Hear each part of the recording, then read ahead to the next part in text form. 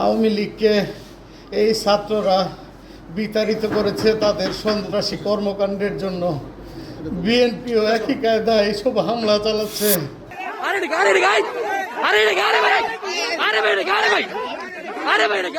নরসিংদীর আলোকবালিতে বিএনপির দুই গ্রুপের সংঘর্ষের সংবাদ সংগ্রহ করতে গিয়ে হামলার শিকার হয়েছেন যমুনা টিভির নরসিংদীর স্টাফ রিপোর্টার আইয়ুব খান সরকার।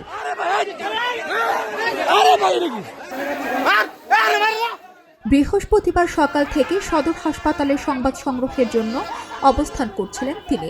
সকাল 10:30টার দিকে বহিষ্কৃত বিএনপি নেতা কাইয়ুমের সমর্থকরা তার উপর এলোপাতাড়ি হামলা চালায়।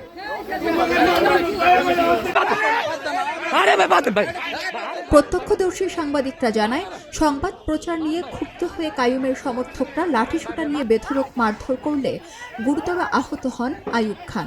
পরে সহকর্মী ও স্থানীয়দের সহায়তায় তিনি হাসপাতালে আশ্রয় নেন। আওয়ামী লীগকে এই ছাত্ররা বিতাড়িত করেছে তাদের সন্ত্রাসী কর্মকাণ্ডের জন্য। বিএনপিও একই কায়দায় এইসব হামলা চালাচ্ছে। আমরা সাংবাদিকতা কিভাবে করব? আমাদের উপর একের পর এক কিভাবে হামলা চালাইলে আমরা কোথায় যাব?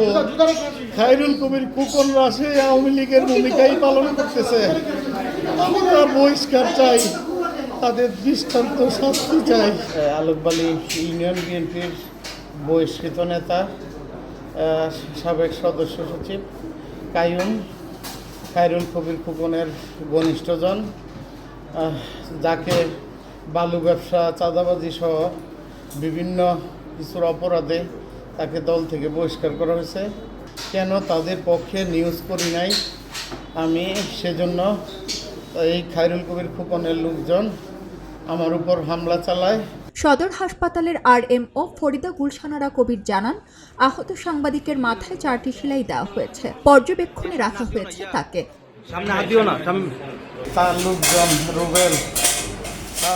ঘটনার পরপরই তাৎক্ষণিক অভিযানে নামে পুলিশ।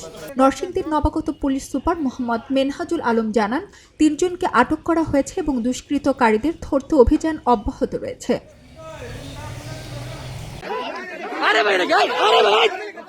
এর আগে ভোরে আধিপত্য বিস্তারকে কেন্দ্র করে আলোকবালী ইউনিয়নে বিএনপির 2 গ্রুপের সংঘর্ষে গুলিবিদ্ধ হয়ে নিহত হন ইদন মিয়া নামের এক ব্যক্তি।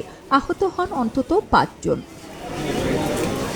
পক্ষপাতের ভিড়ে আজ থেকে কোনো পক্ষ নয়, খবর হবে নিরপেক্ষ।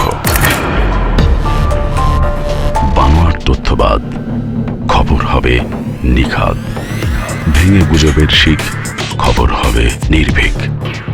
খবরের কাগজ, নিখাদ, নির্ভীক, নিরপেক্ষ।